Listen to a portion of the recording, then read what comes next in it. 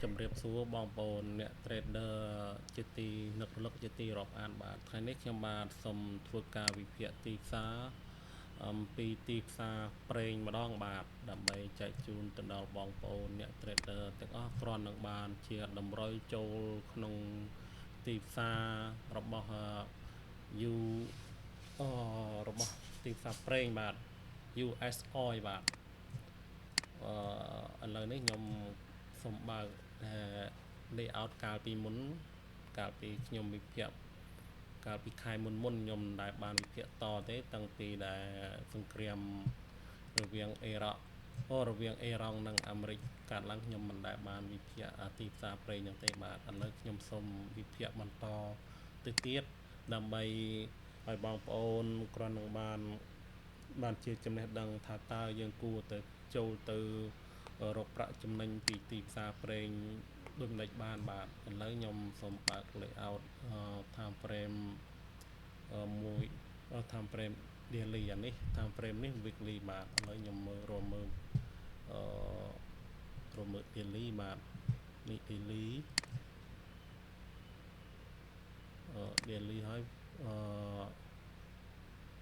ហើយ4ម៉ោងទៀតបាទរក4ម៉ោងនេះ4ម៉ោងខ្ញុំវិភាគរហូតទៅដល់30នាទីសម្រាប់ដែលខ្ញុំចូល trade ខ្លួនឯងដែរហ្នឹងក៏ប៉ុន្តែសម្រាប់ដែលខ្ញុំវិភាគសម្រាប់ធ្វើវីដេអូហ្នឹងខ្ញុំវិភាគភាគច្រើនទៅត្រឹមតែ time frame ត្រឹមតែ1ម៉ោងទេខ្ញុំឈប់វិភាគរហូតទៅដល់30នាទីទៀតបាទខ្ញុំវិភាគបាទអានេះបាន4ម៉ោងបាទមើល time frame 1ម៉ោងបាទនេះ1ម៉ោងបាទ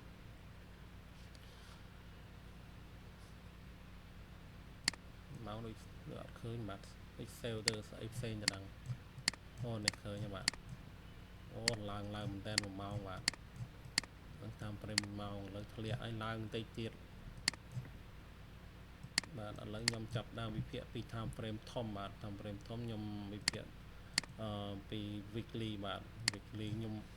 វិភាគពី weekly បាទកាលពីខ្ញុំរាប់លើកមុនខ្ញុំរាប់មើលអានេះ W X Y X Z X Z ហ្នឹងយើងគិតថាវាបន្តឡើងទៅវិញវាបន្តឡើងហើយវាចាប់រលកដល់វាចាប់រលកអាហ្នឹងគេហៅថា combination ហើយដោយសារវារលកហ្នឹងវាច្រើនវា corrective វាច្រើន corrective ច្រើនហើយវាសាយវែងអញ្ចឹងវាចូលអា combine corrective ហើយ combine connective វាមាន W X Y X Z ហើយមានអា X ធំនៅពីក្រៅទៀតបាន X ធំ W X ធំអីអញ្ចឹងណា W ធំនៅពីក្រៅទៀតអញ្ចឹងអាហ្នឹងគេហៅថា combine បើសិនជាយើងហៅធម្មតាបើសិនជាទីផ្សារអញ្ចេះបើយើងហៅថា triple 3 correction នេះ W X Y X Z អាហ្នឹងបើយើងរាប់ពីមុនឥឡូវយើងគឺថាទីផ្សារហ្នឹងវា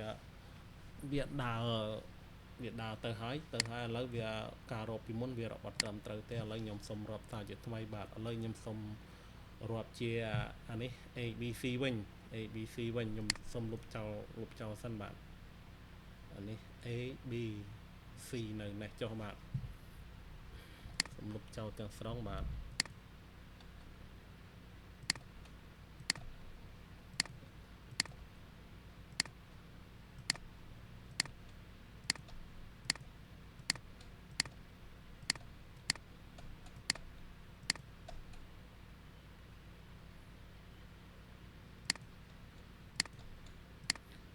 នេះទី2អាចមកនៅនេះទី2បើសិន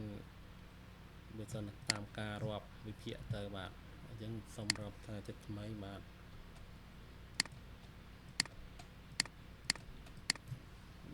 ឡូវខ្ញុំដាក់អានេះដាក់ A ធំមក A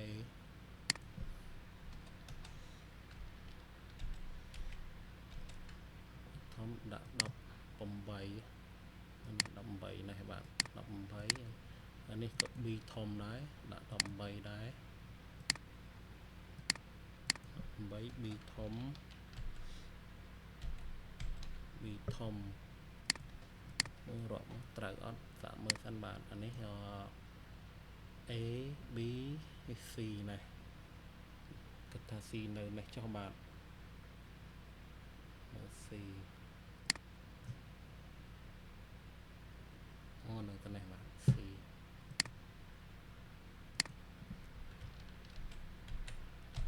C បាទ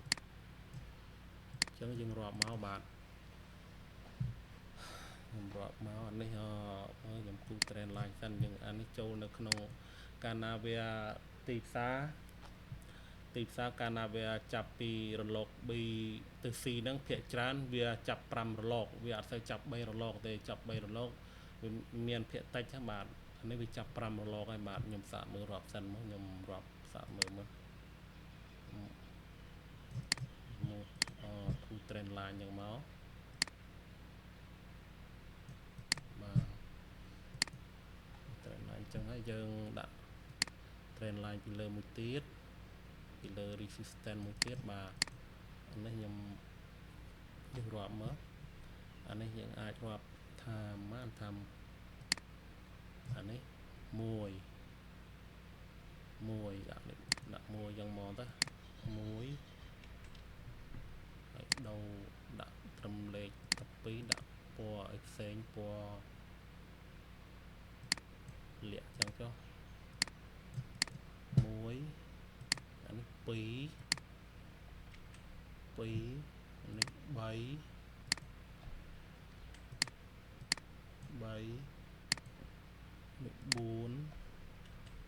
នេះ5នៅទៅនេះ5បាទ5នៅទៅនេះអញ្ចឹងយើងអាចដាក់ថាតែ W ហ្នឹងចូលក្នុងគេថា double ស្អីគេនេះ double correction បាទអាហ្នឹង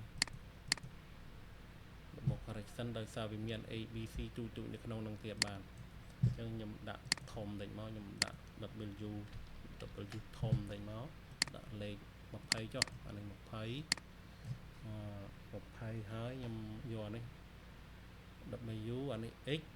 Y នៅនេះ Y អញ្ចឹងខ្ញុំដាក់ X នៅនេះចុះ X នេះ Y នៅនេះបាទ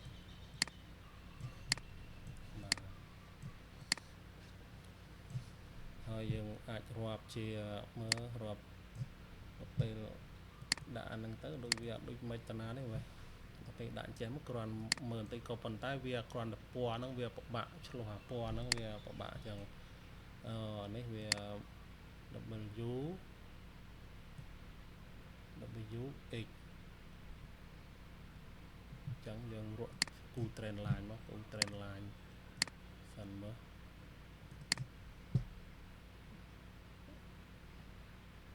trend line វាចាប់ដើមពីនេះបាទ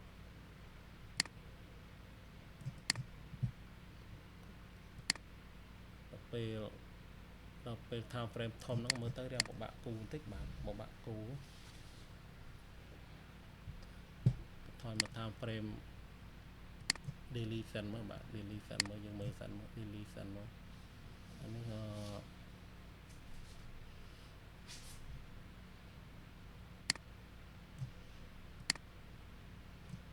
ដាក់តាណាដាក់ A ណា A នៅនេះ A B នេះ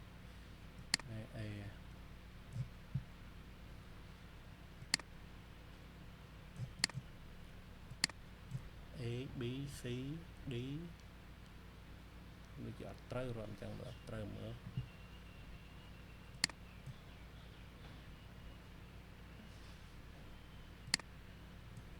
អានេះមើល A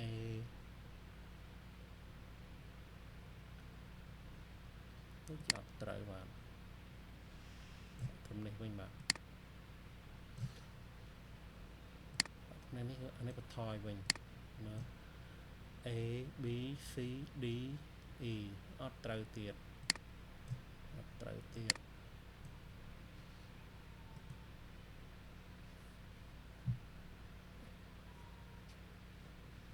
chẳng dừng rồi chia mày chứ ô mèn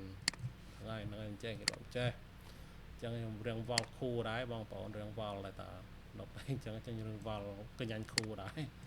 anh ấy A thom anh ấy B thom B thom anh ấy C thom nơi này bạn chẳng bạn trâu chẳng bay rọp rò ngay rừng vào khu đáy bong bỏ mình chơi thật trâu thật là hồ để bạn đã A thom đã tâm là lệ đọc buồn đó đã bùa xanh bùa là tôm nhưng A thom giờ máu bạn anh ấy B thom nơi tận này mưa bị thom nên là đòn na hay mình cái này mình đặc biệt đi quanh bạn và bị xây thom nơi này bạn đã dùng đại này mong ta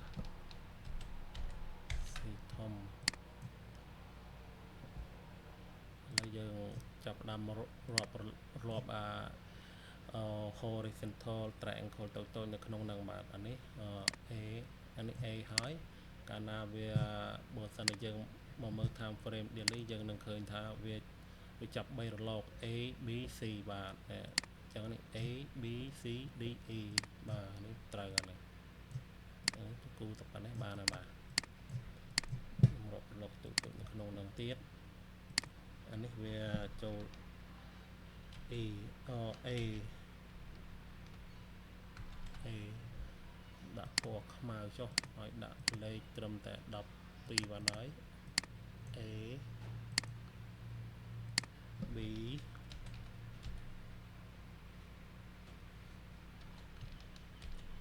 B C C D D E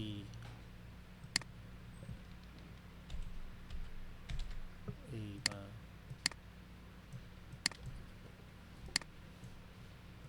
anh ấy time frame weekly bạn đằng sau dương bộ bạn cu bấy nhưng mà mơ dương bắt thoi về từ daily xem bạn anh lớn về anh ấy dương ai rọp tha lục tì môi lục tì pi có bàn tay nhưng mình rọp thế đằng sau về time frame thòng chẳng nhưng tục bàn đằng sắn dương từ rọp lô có nước trong time frame daily bạn time frame daily sẽ mau bạn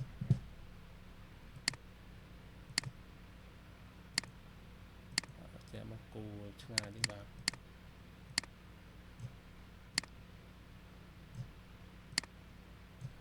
lấy tú đọc ý đại thôn tỉnh mất đại một hay buồn mà nam anh ấy đã đại một hay buồn chẳng mau bạn nói sao về chọc đột lục anh tí muối anh ấy tí pi bạn cả nào về chọc đột lục tí pi về river từ bên nhà bạn về từ dọc đột lục vậy bạn anh ấy trong cuộc tiếp xa preng thật nơi khung time frame weekly ở đây giờ mà mất time frame daily mà đòn cả bị môn nhung rộp mới riêng nhẹ nhảy đá bóng ổn nhẹ nhảy chẳng nhung lúc cháu đừng ở sân lúc cháu đừng ở bạn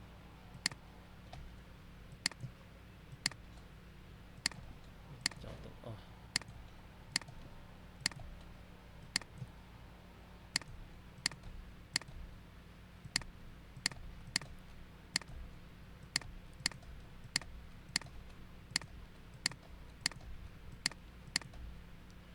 lục